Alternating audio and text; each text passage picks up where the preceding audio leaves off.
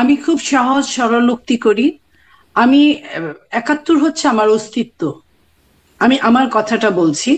৭১ আমার অস্তিত্ব। ৭১ না হলে বাংলাদেশ হতো না, বাংলাদেশ না হলে এত কিছু হতো না। আর ২৪ যেটা, সেটা রেভলিউশন, ৯০ এর মতন রেভলিউশন।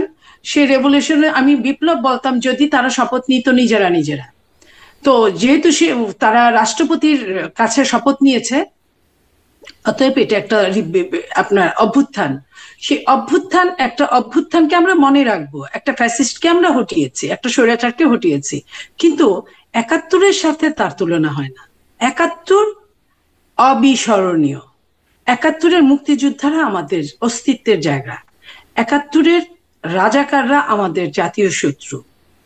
এবং ৭১-এর রাজাকাররা যে পর্যন্ত ওপেন, আমি ৭১-এ দেশ বিরোধী কাজ করার জন্য দু হাত জোর করে ক্ষমা চাই, এটা যে পর্যন্ত না বলবে, তারা ইনিয়ে বিনিয়ে যেটাই বলুক, ৪৭ দিয়ে শুরু করুক, হবে না।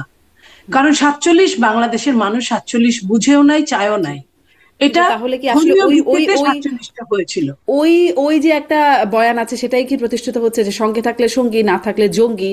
এখন ২০০১-এ হয়েছে আপনাদের সাথে, যে তারা আসতে পেরেছে, ঠিক আছে, তখন স্বাধীনতা বিরোধী বিষয়টা তখন আপনারা আমলে নেন নাই, এখন খুব তারা যে স্বাধীনতা বিরোধী বা আমি একটা বলি একটা একটা কথা, যুগপৎ আন্দোলন করার জন্য যে কেউ করতে পারে। আওয়ামী লীগের সাথে যুগপৎ তত্ত্বাবধায়ক নিয়ে জামাত কিন্তু যুগপৎ আপনাদের সাথে আন্দোলন জোট করেছে। ছিল, যুগপৎ না। শুনেন, আমাদের সাথে জোট ছিল, কিন্তু যুগপৎ আন্দোলন নিয়েই জোট ছিল।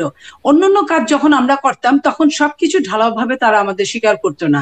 এবং আপনি জানেন, বিএনপি এমন একটা দল যেখানে মুক্তিযোদ্ধা সবচেয়ে বেশি, এবং মুক্তিযুদ্ধের মহানায়ক আপনার আমি মেজর জিয়া বলছি, যিনি মুক্তিযুদ্ধের ঘোষক না শুধু, সম্মুখ সমরে যুদ্ধ করেছেন, সেই মানুষটার দল, তার নিজে হাতে বানানো দল বিএনপি। তো এইখানে এটা বলার কোনো অবকাশ নাই যে আমরা আমাদের সময় ওইটা বলি নাই।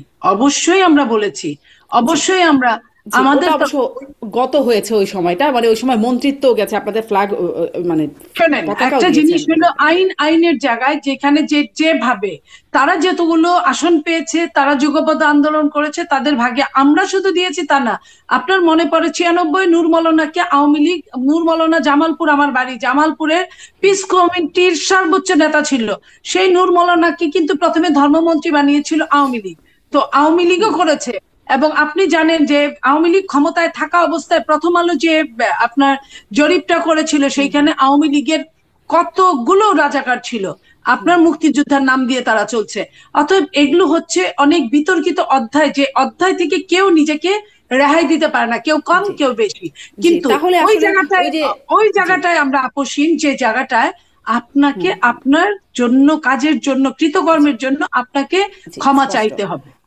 আমি একদমই, আমার সময় নাই, তারপরেও একটু এক লাইনে, যেহেতু শুরুর বক্তব্যে একদম স্বামী পাটোয়ারি বলেছিলেন যে জুবাইদা রহমান, ডক্টর জুবাইদ, তিনি পারিবারিক কারণে আসছেন এবং তিনিও রাজনীতিতে গুরুত্বপূর্ণ হয়ে উঠছেন কিনা, এটা নিয়ে আপনার কাছে এক লাইনে শুনতে চাই, নীলোফার চৌধুরী।